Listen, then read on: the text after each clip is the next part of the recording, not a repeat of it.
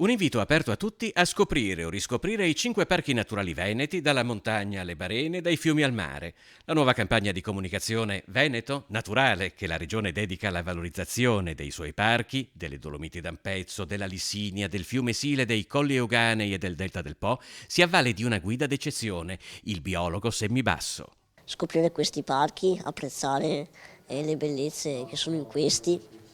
e anche un dire ok, prendo consapevolezza di quella che è la nostra terra e anche di quanto dunque sia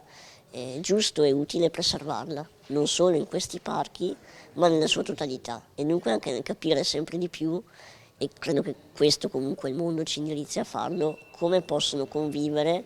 magari l'urbanizzazione con la preservazione dell'ambiente naturale. I videoconsigli accompagneranno il pubblico alla scoperta di questi ambienti ancora selvaggi e di paesaggi mozzafiato. Saranno dei video in cui si danno delle pillole, degli input, una curiosità particolare di quel parco che poi possa fare da gancio e dunque interessare chi vede il video e dire ok, vado in questo parco perché c'è questa particolarità, sapendo però che ce ne sono altre 100 almeno.